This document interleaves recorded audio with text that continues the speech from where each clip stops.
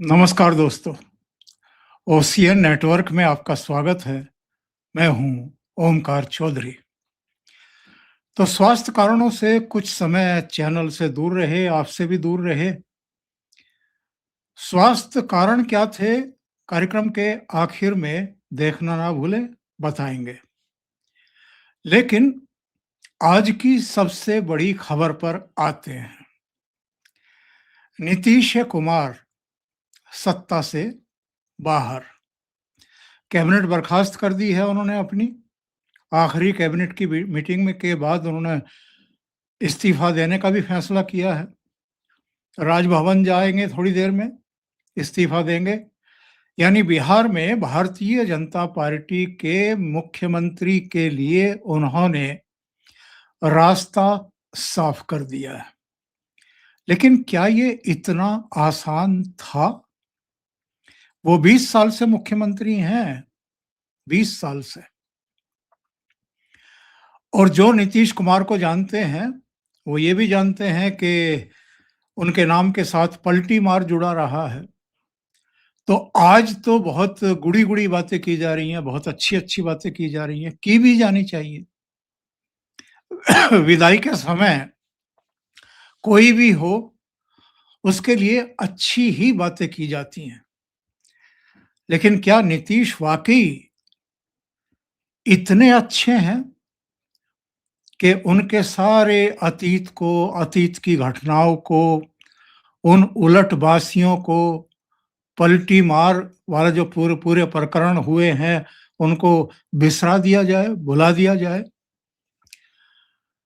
बहुत पीछे जाने की ज़रूरत नहीं है। 2024 के लोकसभा चुनाव से पहले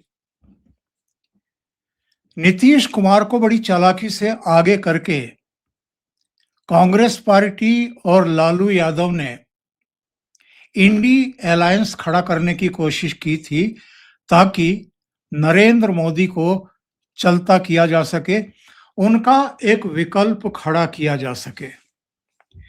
और उस विकल्प में कौन-कौन चेहरे थे, ये ज़रा देखिए। क्या-क्या हेडिंग दिए जा रहे थे? जुड़ेगा भारत, जीतेगा इंडिया और इंडिया मीट, कुछ इस तरह के नारे दिए जा रहे थे। सीताराम येचुरी दिखाई दे रहे हैं, जो अब इस दुनिया में नहीं है, फारूक अब्दुल्ला।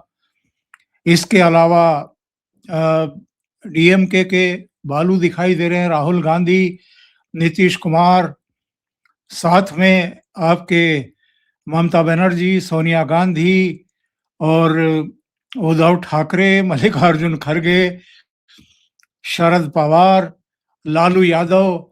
और पीछे की पांत में अगर आप देखें, तो जो एक सेकंड लीडरशिप है अलग-अलग पार्टियों की, इसमें केजरीवाल दिखाई नहीं दे रहे हैं, लेकिन केजरीवाल भी एक तरीके से इसमें बाद में शामिल हो गए थे। नीतीश कुमार बड़े उत्साह से पटना में मीटिंग बुलाई थी इंडी अलायंस की, और उससे पहले वो मल्लिकार्जुन खड़गे और राहुल गांधी से मिलने गए थे। उस समय तो चूंकि लालू यादव, उनके बेटे, वो सब उनके साथ सत्ता में शामिल थे, तो तेजस्वी को भी आप देख रहे हैं, ललन सिंह को भी आप देख रहे हैं, ये राहुल गांधी के को मिलने गए थे। और एक चित्र ये देखिए जिसमें ममता बनर्जी, नीतीश कुमार, लालू यादव दिखाई दे रहे हैं, और यहाँ ममता बनर्जी, पीछे राहुल गांधी, मल्लिकार्जुन खड़गे, नीतीश बाबू दिखाई दे रहे हैं। मैं ये चित्र इसलिए दिखा रहा हूं कि बहुत पीछे की बातें ये है नहीं एक्चुअल में। और नीतीश कुमार के कुर्सी खाली करने, उनके राज्यसभा में जाने, इसके पीछे की भी कोई तो रणनीति होगी, कुछ तो सोचा होगा प्रधानमंत्री नरेंद्र मोदी ने और अमित शाह ने, और कुछ तो बातें हुई होंगी नीतीश कुमार से भी। वो धीरे-धीरे पटाक्षेप होगा उन चीज़ों से, पता लगेगा कि एक्चुअल में आगे की प्लान क्या है। लेकिन नीतीश कुमार की प्लान कम से कम मेरी समझ में तो आ रही है। देखिए, इंडी अलायंस में जब नीतीश कोशिश कर रहे थे कि उनको संयोजक घोषित किया जाए, कन्वीनर घोषित किया जाए, तो कौन-कौन चुप थे? चुप तो लगभग सारे थे। किसी की तरफ से कोई मांग नहीं उठ रही थी कि नीतीश कुमार को संयोजक बना ही दिया जाए। यहाँ तक कि लालू यादव भी भले ही उनके साथ सत्ता में थे, उनके दोनों बेटे, एक कैबिनेट मंत्री, एक उप मुख्यमंत्री था। लालू यादव भी तो नहीं चाहते थे कि नीतीश कुमार संयोजक बने और उनका कद इतना बड़ा बन जाए। वैसे कह रहे थे कि हम तो चाहते हैं कि वो प्रधानमंत्री बने। अभी 2 दिन पहले अखिलेश यादव ने भी कहा कि हम तो चाहते थे कि ये प्रधानमंत्री के रूप में रिटायर हों, ये तो राज्यसभा के मेंबर के रूप में रिटायर होंगे। ये सब उस समय आपराधिक चुप्पी साधे हुए थे, जब नीतीश कुमार कोशिश कर रहे थे कि उनको संयोजक बनाया जाए। लेकिन आपको याद होगा उस समय एक बात आई थी सामने कि ममता बनर्जी विरोध कर रही हैं। महाराष्ट्र वाले भी नहीं चाहते, शरद पवार, उद्धव ठाकरे भी नहीं चाहते। तो फिर नीतीश कुमार ने सोचा कि जब इतने प्रयासों के बावजूद, और अंदर से बाकी खेल भी लालू परिवार के शुरू हो ही चुके थे, बदनामियां अलग हो रही थी, तो उन्होंने सोचा कि क्यों ना अलग हुआ जाए, और रातों रात वो फिर से भारतीय जनता पार्टी के पास वापस लौट आए। लेकिन इस बार नीतीश कुमार के रंग रूप पूरे बदले हुए थे। उन्होंने बार बार प्रधानमंत्री नरेंद्र मोदी की मौजूदगी में सभाओं में ये अहद उठाई, संकल्प लिया, शपथ ली कि अब हम आपको छोड़कर कहीं नहीं जाएंगे। एक और घटना हो रही थी, बार बार ये नोटिस की जा रही थी, वो प्रधानमंत्री नरेंद्र मोदी के बार बार झुक करके पैर छूने की कोशिश कर रहे थे। ये वाकई बदले हुए नीतीश कुमार थे या समय की मांग थी या समय की मार थी? और इसका नतीजा भी देखने को मिला। शायद नीतीश कुमार के मन में ये था कि मैं एक ऐसे चीफ मिनिस्टर के रूप में याद किया जाऊं जिसने 10 बार मुख्यमंत्री पद की शपथ ली हो। रिजल्ट आए, पिछली बार भी भारतीय जनता पार्टी की सीटें कहीं ज्यादा थी जनता दल यू के मुकाबले। इनकी तो 47 या 43 थी और बीजेपी की 75 से भी ज्यादा थी। इस बार सीटों का अंतर कम था, लेकिन भारतीय जनता पार्टी की सीटें ज्यादा थी। तो पिछली बार भी भारतीय जनता पार्टी का हक बनता था मुख्यमंत्री पद पर, नीतीश को वो बना ही दिया गया और कार्यकाल पूरा करने दिया गया। इसी तरीके से इस बार भी 10वीं बार उनकी इच्छा का सम्मान करते हुए उनको मुख्यमंत्री बनाया गया। लेकिन आप जानते हैं कि सरप्राइज देने में प्रधानमंत्री नरेंद्र मोदी का कोई सानी नहीं है, और इस बार उन्होंने यही किया। जब पश्चिम बंगाल के मतदान में बस कुछ ही दिन बाकी हैं, 7-8 दिन बाकी हैं, तब बिहार में भारतीय जनता पार्टी का मुख्यमंत्री शपथ ले, तो इसका एक इम्पैक्ट पश्चिम बंगाल में देखने को मिलेगा। नारी बंधन अधिनियम की फिर से चर्चा शुरू हुई, वो भी पश्चिम बंगाल के मतदान से कुछ समय पहले।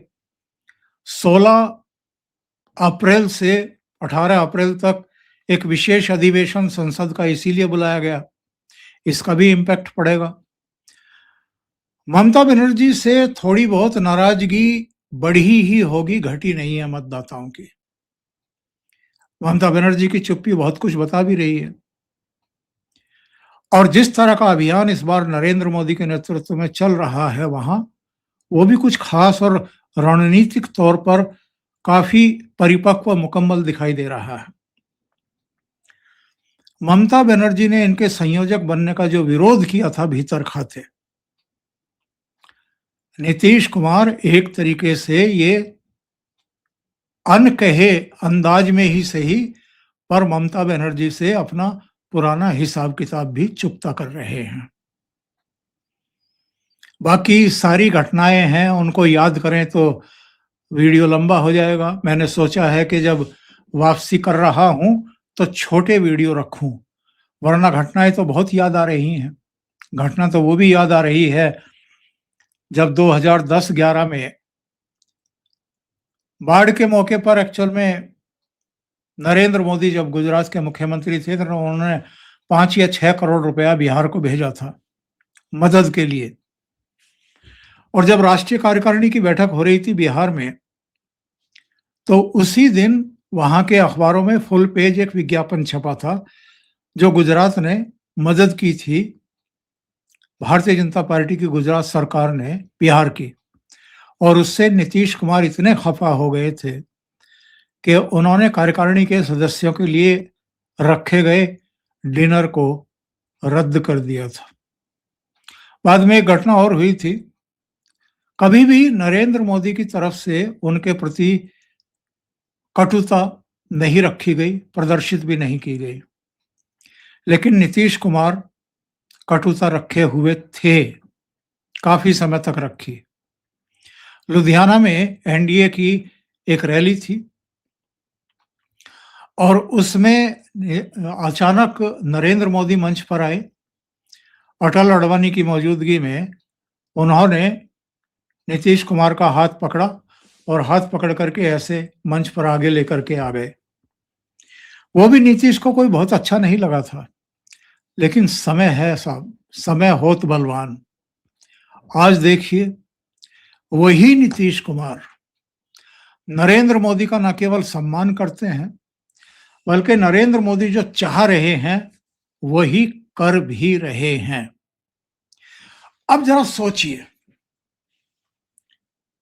नीतीश कुमार सत्ता से बाहर, ममता बनर्जी भी सत्ता से बाहर होने को लगभग तैयारी कर रही हैं। दूसरे चेहरे जो इंडी अलायंस के उस समय दिखाई देते थे, अरविंद केजरीवाल दिल्ली की सत्ता से बाहर हो चुके हैं, पंजाब की सत्ता से भी 2027 में बाहर होने वाले हैं। उद्धव ठाकरे कहाँ हैं आजकल, कोई जानता है क्या? या शरद पवार आज किस कंडीशन में है? बुरा हाल है, राजनीतिक रूप से कोई पूछ नहीं है। कांग्रेस कोई चुनाव हाल फिलहाल में जीती है क्या विधानसभा का? तो जो नरेंद्र मोदी को सत्ता से हटाने के लिए इंडी अलायंस बनाकर जगह जगह मीटिंग करते घूम रहे थे, पटना में, बेंगलुरु में, मुंबई में, दिल्ली में, आज उनकी क्या दशा है जरा सोचिए। और आखिर में उन मित्रों के लिए जिनके बहुत सारे मैसेज आए स्वास्थ्य को लेकर के, देखिए ऊपर नीचे चलता रहता है, लेकिन इस बार थोड़ा बड़ा झटका था। मार्च के शुरू में सीने में जकड़न हुई थी। अब ध्यान यही जाता है कि अब 60 से ऊपर आयु हो गई है तो कहीं हार्ट की प्रॉब्लम तो नहीं है, तो जांच कराने के लिए गए। ईसीजी वगैरह में तो कुछ खास आ नहीं रहा था, एंजियोग्राफी कराई गई, उसमें भी कोई ब्लॉकेज नहीं निकला। एक आर्टरी में थोड़ा सा कमजोरी, बाकी दो एकदम ठीक। वहां से वापस लौटे अस्पताल से, अगले सप्ताह फिर दर्द हो गया और ये कुछ ज्यादा था। जो लेफ्ट बाजू थी, पूरा सीना, वो सब जकड़न में था। एक रात सो नहीं पाए, अगले दिन सुबह फिर हॉस्पिटलाइज हुए, जांच पड़ताल हुई, सीटी स्कैन, अल्ट्रासाउंड वगैरह कराया, पता लगा कि लंग्स में पानी जमा है और किसी संक्रमण की वजह से ये हुआ है। तो वो डॉक्टर्स ने सिरिंज के जरिए बाहर निकाला और उसके बाद से जो समय चल रहा था अभी तक का, वो केवल रिकवरी का था। दवाएं चल रही हैं, अभी राहत महसूस कर रहा हूं। आप सबकी इतनी प्रार्थनाएं इस बीच मिली हैं, दुआएं मिली हैं, इतने आशीष मिले हैं, उन्हीं का नतीजा है कि आज फिर से आपके रूबरू हूं, आपके सामने हूं, साक्षात आपसे हो रहा है। तो अभी के लिए इतना ही। बहुत बहुत धन्यवाद। अगर आपको ये चैनल और इसके कंटेंट पसंद आ रहे हैं तो लाइक करें। चैनल को अगर सब्सक्राइब नहीं किया है तो सब्सक्राइब जरूर करें और वीडियो को शेयर करना ना भूलें। बहुत बहुत धन्यवाद। नमस्कार।